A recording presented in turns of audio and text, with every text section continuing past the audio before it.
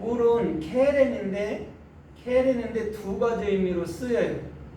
이건 어떤 의미냐면 하나는 우리를 세우는 뿔이 있고 하나는 우리를 해치는 뿔이 있어요. 흩어버리는. 그럼 실상은 이런 거예요. 우리를 훈련시키고 연단시키는 것도 주님이고 우리를 축복해 주는 것도 주님이라는 거죠.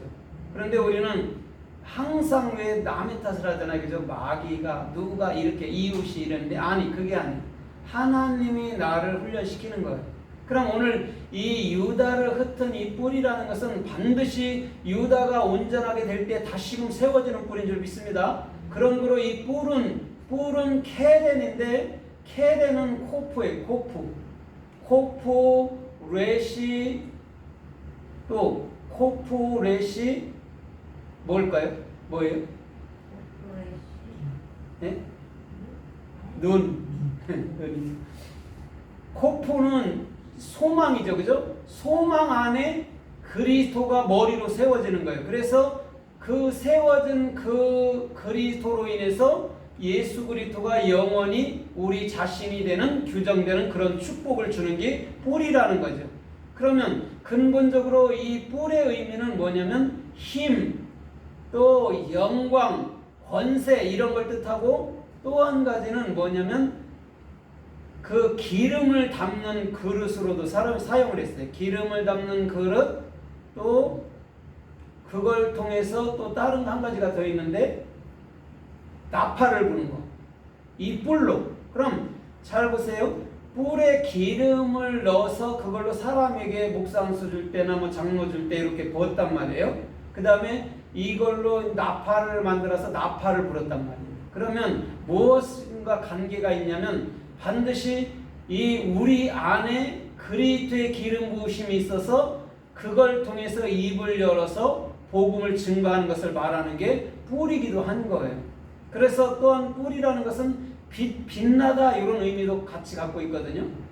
뿔이라는 게. 그러면 뿔이라는 것은 항상 영광과 힘이고 우리들에게 기름 붓는 건데 주님께서 우리들에게 주시는 거예요. 그래서 예수님께서는 마태복음 5장에도 보니까 뭐라고 해요? 너희는 빛과 소금이다라고 얘기를 하는 거예요. 우리는 아닌데 그리스도가 우리 안에 들어왔을 때 우리가 빛과 소금이다라고 주님은 인정을 해준단 말이죠. 그러면 오늘 이 뿔에 대해서 또는 성서에서 또 주님은 뭐라고 말씀하는가 우리가 좀 살펴보면서 은혜를 받아보도록 하겠습니다. 요한계시록 5장 6절에 보면 예수님께서 어린 양을 보여주시는데 일곱 눈, 일곱 뿔, 일곱 영이 있다라고 얘기를 해요. 이것들은 일곱 영이다라고 얘기하거든요. 눈, 뿔, 이것은 영이래요. 그러면 지금 예수님께서 777을 하고 계시는 거거든요. 그 다음에 인을 뺄 때도 777로 나간단 말입니다. 그러면 사람들은 항상 심판할 때에 우리들은 무서운 분이다 이렇게 생각하지만 실상은 심판하는 게 오히려 의롭고 심판하는 게 곧 우리를 살리는 거라는 거예요. 그래서 일곱 눈은 일곱 뿔인데 일곱 뿔은 일곱 영, 하나님의 참 마리아라고 얘기하는 거예요. 그러면 왜 777을 얘기했죠? 7이라는 것은 정확히 예수님의 올바른 비전을 마음으로 갖는 것이고 십자가도 마음으로 갖는 것인데 그걸 완전이라고 얘기하는 거예요. 그게 그래서 777이란 말이죠. 그래서 예수님도 어린 양으로 오셨는데 일곱 뿔을 가지고 실상은요 어린 양은 두 뿔이 두 개거든요. 그런데 굳이 일곱 뿔이 있다라고 설명하는 거예요. 우리 주님은 반드시 십자가로 넘어가야 될 줄 믿습니다. 그 다음에 양이 여러분 뿔이 두 개 있다라고 분명히 말하는 것은요 뭐냐면 예수는 그리스도이시고 또한 10계명 중에 5계명을 정확히 나누는 것이 양이. 그래서 어린 양이신 예수님께서 십자가의 죽음으로 말미암아 10계명이 정확히 우리 안에서 사랑이라는 참 말씀으로 이루어지는 거예요. 그래서 어린 양, 새끼 양처럼 우리 주님은 두 뿔 갖고도 오셨다라고 얘기를 하는 거예요. 그래서 요한계시록 12장 3절로 4절에도 보니까 하늘에 큰 이적이 보이는데 붉은 용이 있어요.